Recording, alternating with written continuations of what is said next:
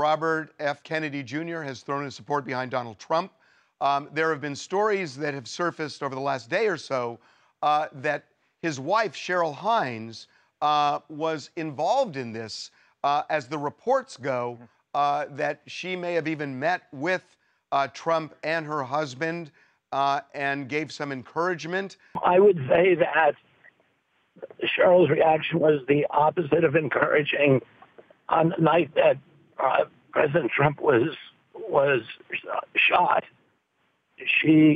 we learned from his associates that he wanted to have this conversation with me.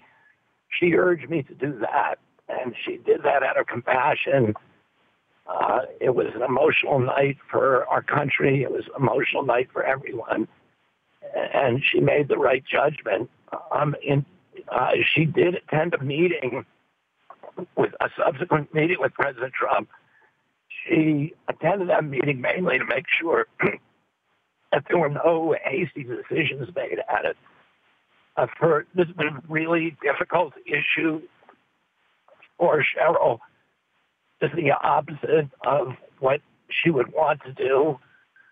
She went along with it because she loves me and she wanted to be supportive of me, but it was not something that she ever encouraged. I would say it was her trepidation about this and discomfort with this was, I would say, were the dominant feelings. There could be different reasons for trepidation. Is it accurate to assume the trepidation is that she does not support Donald Trump? Yes. She's a lifelong Democrat, and the idea of me supporting Donald Trump as president was like I said, it's something that she would have never imagined, that she never wanted in her life, that I think causes her a lot of discomfort. And, you know, I'm very grateful to her for giving me personally support. But she was not somebody who was clamoring for this move. I would say the opposite was true. Bradley Whitford from West Wing went on Twitter yesterday and just blasted Cheryl, saying, "Hey, Cheryl Hines, way to stay silent while your lunatic husband throws his support behind the adjudicated rapist who brags about stripping women of their fundamental rights. Gutsy, great example for the kids. Profile in courage." I am assuming you and Cheryl have seen that. I wonder what your reaction, what her reaction is to that. My reaction would be, well, you can imagine, Harvey, that I had to suppress some strong feelings about that. But you know, it's a template for bullying.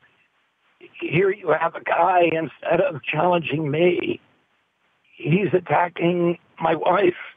Who would do that? What kind of person, what kind of man would do that? Why wouldn't he talk to me directly? And I'm happy to engage him. And I'm happy to explain why I do what I do. Why would you, you know, like many people who point fingers and accuse other people of bullying women. That's exactly what he was doing there. I want to ask you about something that has circulated in the media over the last couple of days. Comments that you had made previously about Donald Trump, which include saying that he's a threat to democracy, a bully, that he appealed to bigotry, hatred, and xenophobia and prejudice, that he was a terrible president, and you even accused him of corruption. Those were comments you made. What changed? Well, I gave a long speech a couple days ago, that about a 45-minute speech that explained my evolution away from those views and towards the endorsement.